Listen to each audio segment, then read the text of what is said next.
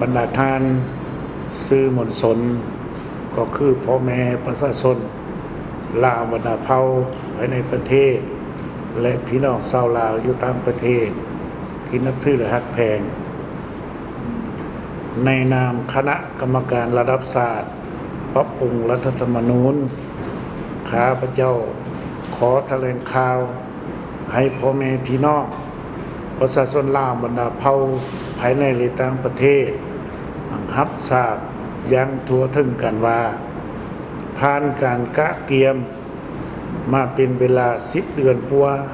นับแต่เดือนพฤษภา2024เป็นต้นมาในวันที่17 มีนา2025คณะกรรมการระดับศาสตร์ปรับปรุงรัฐธรรมนูญได้นำเสนอร่างรัฐธรรมนูญฉบับปรับปรุงปี2025ต่อกองประชุมสมัยวิสามัญเทื่อที่2ของสภาแห่งชาติสุธิเก่าพิจารณารับรองผ่านการพิจารณาอย่างถี่ถ้วนลึกซึ้งในตอนบ่ายวันที่20 มีนา2025นี้บรรดาท่านสมาชิกสภาแห่งชาติที่มีนาเข้าร่วมกองประชุมจำนวน156 ท่าน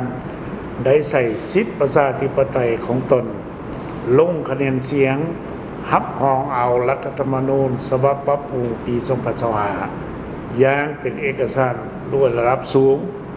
ในนี้ได้มีจำนวน155 ท่านลงคะแนนเสียงเห็นดีเท่ากับ 99.35% ของจำนวนสมาชิกสภาแห่งชาติทั้งหมดที่เข้าร่วมกองประชุมบ่เห็นดีจำนวน1 ท่านเท่ากับ 0.4% และบ่ออกเสียง 0% มาในวันที่22 มีนา2025นี้ท่านธงรุนศรีสุฤทธิ์ประธานประเทศแห่งสาธารณรัฐประชาธิปไตยประชาชนลาวก็ได้ออกรัฐธรรมนูญฉบับเลขที่037/ปปทลงวันที่22 มีนา2025ประกาศใช้รัฐธรรมนูญฉบับปรับปรุงปี2025อย่างเป็นทางการการพิจารณารับรอง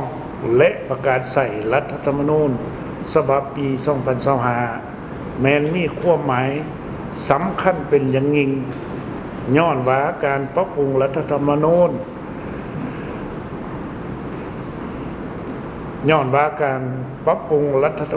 ครั้งนี้แม้แน่ใส่สืบต่อสร้างการหั่นเปลี่ยนอย่างแข็งแรงลึกซึ้งและหอมด้านในระบบอำนาจแห่งรัฐให้มีประสิทธิภาพสูงสร้างบัตรเลี้ยวใหม่ให้แก่การปกปักรักษาและสร้างสรรค์ประวัติศาสตร์การเชื่อมโยงเศรษฐกิจกับภาคพื้นและสากล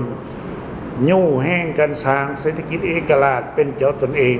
ในระยะใหม่ทั้งเป็นการปรับปรุงนิติกรรมสูงสุดของรัฐเฮาที่เป็นกฎหมายพื้นฐานของศาสตร์ให้สอดคล้องกับแนวทางเปลี่ยนแปลงใหม่ของพรรคและการคุ้มครองบริหารรัฐในระยะใหม่การประกาศใช้รัฐธรรมนูญในวันที่22 มีนา2025นี้ยิ่งมีความหมายสำคัญทางประวัติศาสตร์ของศาสตร์และของพรรคเฮาเพราะว่าวันที่22 มีนา2025นี้เป็นวันสังตั้งพรรคประชาชนปฏิวัติลาวที่มีเกียรติสง่าครบรอบ70 ปีและก็เป็นระยะเวลาที่พรรคประชาชนปฏิวัติลาวเป็นพรรคกำอำนาจมาได้50 ปีในปีนี้ทั้งอยู่ในระยะเวลาที่ทั่วพรรคทั่วรัฐ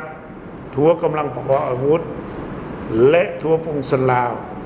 พ่วมซุ่มใส่จัดตั้งปฏิบัติมติกองประชุมใหญ่ครั้งที่11ของพรรคและแผนพัฒนาเศรษฐกิจสังคมแห่งชาติ5 ปีครั้งที่9ซึ่งปีนี้เป็นปีสุดท้ายทางกะเกียมเฉลิมฉลอง3 วันประวัติศาสตร์ที่สำคัญของศาสตร์เฮาคือวันสังตั้งพรรคครบรอบ 70 ปี วันสร้างตั้งรัฐแห่งสาธารณรัฐประชาธิปไตยประชาชนลาวครบรอบ50 ปี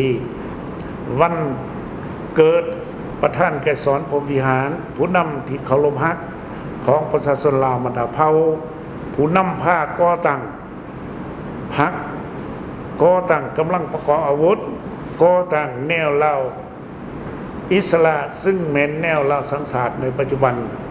ก่อตั้งรัฐแห่งสาธารณรัฐประชาธิปไตยประชาชนลาวและทั้งเป็นผู้ริเริ่มแนวทางเปลี่ยนแปลงใหม่หอมด่านมีหลักการของพรรคเฮาซึ่งปีนี้จะครบรอบ105 ปีบรรดาทานผู้ชมและผู้ฟังที่นับถือและแพงทั้งหลายเนื้อในรัฐธรรมนูญฉบับปี2025นี้รวมมีคำนำและ14 หมวด122 มาตราเทียบใส่รัฐธรรมนูญปี2015แม่นลื่น3 มาตราหมายความว่า14 หมวดแม่นคือเก่า119 มาตราอันนี้ปี2015ดังนั้นแม่นลื่นมี3 มาตราหมายความว่ามีมาตราไม่5 มาตราคือมาตรา11กำหนดเกี่ยวกับความหมายความสำคัญของพื้นแผ่นดินอันครบถ้วนและอำนาจอธิปไตยของศาลซึ่งบ่มีภัยล่วงล้ำใดอย่างเด็ดขาดถ้ามีการล่วงล้ำก็ต้องได้ลงโทษอย่างเข้มงวดมาตรา103 104 105และ106ซึ่งเป็นมาตราใหม่ที่กำหนดเกี่ยวกับการกวดการรัฐนอกจาก5 มาตราใหม่นี้แล้วยังมี62 มาตราได้มีการปรับปรุงและมาตราบ่ได้ปรับปรุงมี55 มาตราใน62 มาตราที่มีการปรับปรุงนี้ปัญหาสำคัญแม้นได้ปรับปรุงเกี่ยวกับการปกครองท้องถิ่น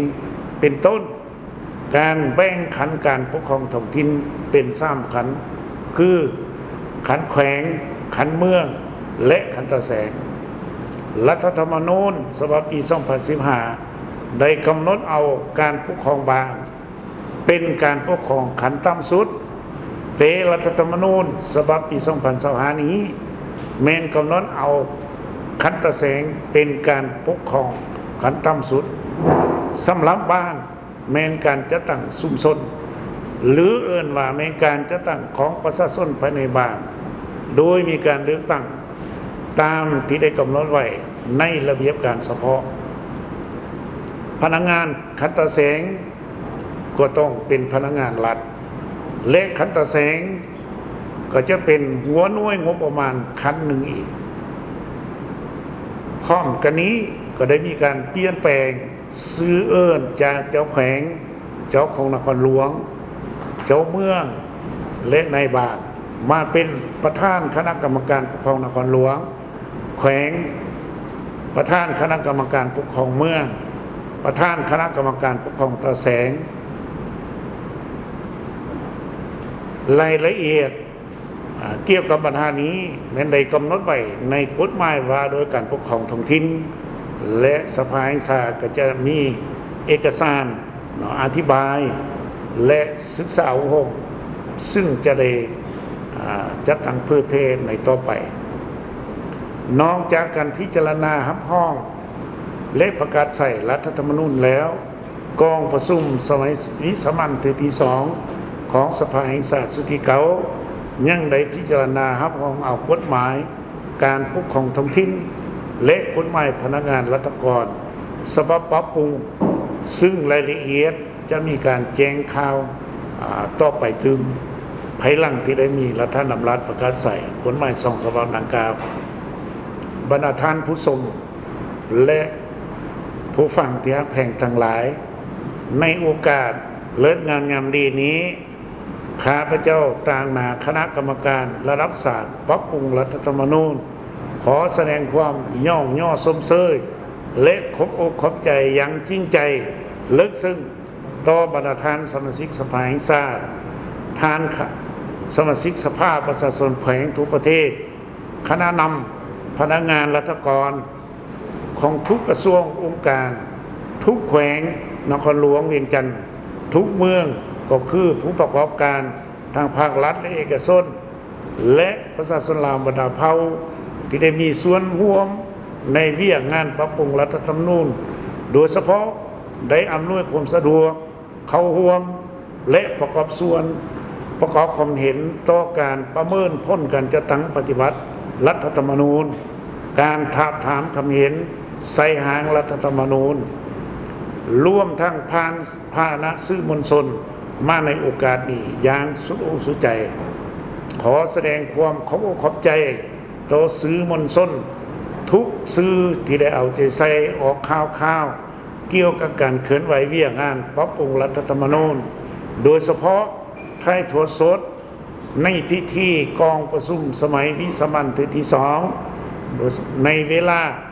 คณะกรรมการระดับศาสตร์นำเอาหางรัฐธรรมนูญมาเสนอเพื่อพิจารณาและลงคะแนนเสียงรับรองเอาหางรัฐธรรมนูญให้ประชาชนลาวบรรดาเผ่าภายในประเทศและต่างประเทศได้รับอย่างทั่วถึงและทันเวลาในโอกาสนี้